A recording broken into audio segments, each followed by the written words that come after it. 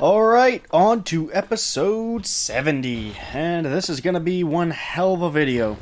While this episode is technically for the grizzly and Himalayan brown bear, it's actually just all about the brown bear in general. Before we get into the species overall, let's talk about the subspecies we're given in-game. Since I started with the grizzly exhibit, that's where we're going to be starting. The distinction between the grizzly and other brown bears is location and one key physical difference. So, grizzlies are specifically the mainland North American subspecies of brown bear, usually found in Alaska, Yukon, British Columbia, the Northwest Territories, Alberta, Montana, Wyoming, Saskatchewan, and Nunavut. The physical distinction is that they have a notable muscly hump on their shoulders. Now, the name grizzly itself is somewhat debated. See, the meaning is one of two different ways. We do know that they were named by Lewis and Clark, but the spelling of the name sort of signifies the word grizzled, as in old or worn. But its scientific name, Ursus arctos horribilis, signifies grizzly, as in fear-inspiring. Which, if you've ever seen how a brown bear attacks, that shit adds up 100%. Just watch The Revenant. Now, on top of the grizzly being a subspecies, there are two subspecies. The coastal grizzly and the interior grizzly. The only difference between these two is size. Interior bears are usually smaller, roughly 209 to 306 pounds, while the coastal bears can be as large as 456 to 858 pounds. And this mostly has to do with diet. Interior grizzlies eating mostly grasses, berries, and carrion, and the occasional hunted prey, while the coastal grizzlies will eat a lot of fish and seals, giving them more protein and more fats. But while the coastal grizzlies are big, they are not the biggest subspecies of brown bear. That would be the Kodiak brown bear, from the namesake island off the southern coast of Alaska. These bears are subjected to island gigantism, and the average weight is anywhere from 660 to 1,320 pounds. But the largest on record that was hunted was 1,656.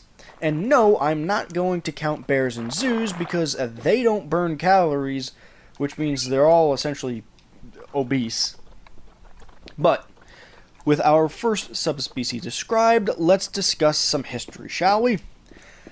Brown bears are thought to have evolved from the infamous cave bears in Asia roughly 1.2 to 1.4 million years ago. And the oldest for sure fossils date roughly 500,000 to 300,000 years ago. And they traveled all over the northern hemisphere. Roughly 250,000 years ago, they had entered Europe, and very shortly after had also entered Africa. Yes, there were brown bears in Africa, and these Atlas bears had actually gone extinct not long ago. As a matter of fact, the last Atlas bear killed was in the Tuaton Mountains of Morocco in 1870. And of course, brown bears eventually made it to North America through Beringia, like everything else we've ever discussed. Now, as for culture, this is probably the most abundant animal I've researched, so this is not a comprehensive list. And we're gonna sort of kind of order it in a way that makes sense, but again, there's a lot that needs to be added onto this for an extensive list. So, let's start with the few universal traits that are usually given to brown bears. The four things that I could always find would be power, courage, protection, and medicine. Today we don't see that as much, but in ancient times, 100%. On top of that, the Big and Little Dipper constellations are also commonly attributed to brown bears. And many of us in the West may know this, but it also is inspired in Chinese and Native American folklore as well.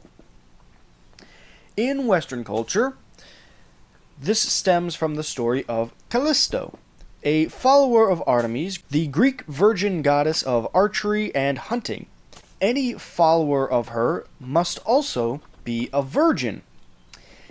And this is where the issues come, and because we have much to go over, I'll make this a long story short. Zeus, of course, seduces Callisto, knocks her up, and Artemis throws a fucking fit for this blasphemy. She turns her and her baby into bears. Zeus, having this quote-unquote connection with Callisto, turns her and their child into the constellations. Now, this story and the attribution of Artemis and bears carries over into the Romans, who did see the animal as a symbol of nature's power, but with less reverence and more a symbol of savagery. Because of this, they would quite often torture bears to death in the Colosseums, and really were not favored much. However, there was another culture who saw bears through this lens of strength and savagery. This would be the Norse. And even though they saw it through the same eyes, this savagery was a positive. Often connecting the animal to Odin himself, it was a very important part in their warrior culture, and there is nothing that quite amplifies this as much as the famous Berserker. Literally translating to bear shirt or bear skin, these warriors wore the pelts of bears, usually just the pelts of bears, and got hopped up on booze and shrooms so that they would not feel fear or pain, and send them in mostly naked to kill their enemies. And it was horrifying. Before we start moving east, I do want to speak about one little factoid in the West. I'm sure many of you may have heard the name Beowulf, an old Anglo-Saxon hero that his name translates to bee-wolf or bee hunter, which was essentially their term for a bear. Now that little tangent out of the way, let's start moving east, shall we? Not far from the Norse, the Sami people, who are the descendants of modern Estonians, Finns, and the people of Murmansk in Russia, also had a very holy light on the brown bear, giving the remnants of hunted bears a proper burial, much like a man. They also felt that if you spoke the name bear, they would be summoned if called, and this would lead them to use euphemisms of sorts, so that they didn't attract bears every time they wanted to speak about them. Going further east, the Japanese folk hero Kintaro was also known to wrestle with bear cubs as a child, and both Japanese and Chinese cultures had believed that brown bears contained many medicinal properties, which, in some places, continue to this day. And this is something we had discussed in much more detail in the Formosan black bear episode. So, feel free to check that out, but viewer discretion advised. It's gross. And since we're in Asia, this gives the perfect moment for us to discuss the Himalayan brown bear.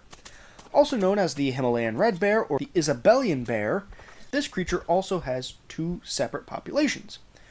One on the Tibetan Plateau, and the other the greater Pamir Alai and Tian Shan mountain ranges. Unlike the grizzly, however, there's no real difference between the two. I couldn't find an average weight, but the game says 154 to 297 pounds, which I don't fucking buy, since they can get up to 880 pounds. At least that's the information I could find everywhere else, which is far too large of a difference for the largest ever known. This subspecies is, however, occasionally responsible for Yeti reports, which I don't quite understand that confusion. I'm pretty sure the Yeti is supposed to be a massive ape-like creature, a layer of white fur, kind of different from the brown/reddish color of the Himalayan bear, but you know where this does start making sense? When we compare it to Bigfoot and the grizzly bear, which is very common as well. And would you look at that? It brings us right back to the grizzly bear and its influence on Native American culture. Many different tribes and cultures use the animal as previously explained: strength, medicine, protection. But many cultures also saw the bear as almost relatives or even former humans. For instance, the Modoc people in Northern California and Southern Oregon had believed that when the daughter of the Sky Spirit had gotten lost, she was taken by a family of grizzly bears. She then married and had children with the oldest of the bear cubs, and these would then be the first Native American peoples. And of course, thinking that they were either at one point people usually comes from the fact that bears are able to stand upright. Now, the cultural influence doesn't end in ancient times either, because in modern cultures, the brown bear is plenty abundant, with both Finland and Russia using it as their national symbol, and the states of California and Montana claiming it as a state symbol. Which is ironic, because the California grizzly, despite being such a massive symbol of California, has been extinct for a very long time. If that ain't poetry, I don't know what is. But anyway, there's also modern stories of brown bears. Of course, the first comes to mind is the story of Theodore Roosevelt refusing to shoot a trapped brown bear out of the principle of a hunt. An animal that cannot flee or fight back is not worth killing. This then led to the creation of the teddy bear as we know it. And we cannot talk about the brown bear without bringing up Wojtek, the Syrian brown bear that was adopted by the Polish 2nd Corps, who served with the 22nd Artillery Supply Company. This hero achieved the rank of corporal, aided in the Battle of Monte Cassino, and became a part of the official patch for the 22nd.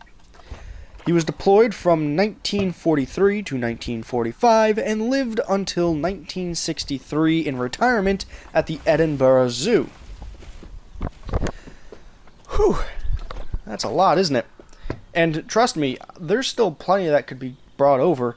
Pretty much find any culture that has been in the Northern Hemisphere, there's a very good possibility they have some story or mythos surrounding the brown bear. It is phenomenal how universal this creature is. And I really hope I was able to at least teach you a little bit. Maybe give you some stories you didn't know, or who knows. Maybe you just learned that brown bears are really fucking dope. I don't know. Either way, this is the end of today's episode, and I do hope you enjoyed. If you did, please leave a like, subscribe, comment, and as with every video, go outside, touch grass, hug your loved ones, drink water, and bye-bye.